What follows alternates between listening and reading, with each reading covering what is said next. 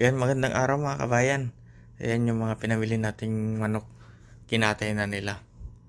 Yan, binabalatan lang nila para mabilis linisan yung manok kasi pagka babalahibuan pa, medyo matagal.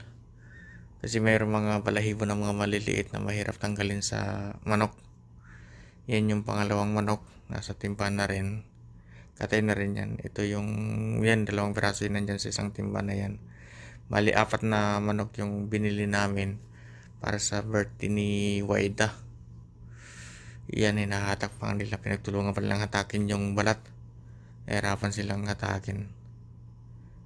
Madulas kasi, walang hawakan. Yan. Binabalatan para mabilis linisan. Yan, mabigat yung 1 kilo niya. Yung isang piraso, 4 na kilo yung isang pirasong manok. Ginamitan na ng kutsilyo ni Masi para mabilis malinisan yung manok. Yan, dahan-dahan lang. Yan, tapos na yun. Tapon na yung balat niya. Yan, hihiwain na rin yan para malinisan. So, ayan na nga. Yan, kinatay na siya. Tinatanggalan na ng mga laman loob. Nililinisan na. Ang daming itlog sa loob. Yan o. Pwede pa siyang mag-itlog ng marami. Pero meron pa nga siyang 2 buong itlog na ilalabas na siguro yan. Tsaka meron pa magkakasunod.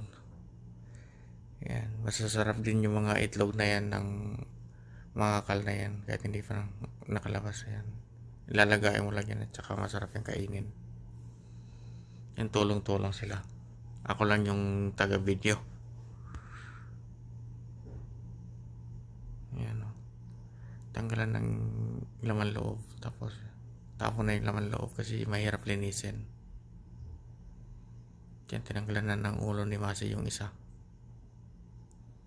Yan. So hanggang dito lang po mga kabayan. Maraming salamat po sa panonood ng mga video ko, sa suporta ninyo. God bless po sa inyong lahat. Bye bye po.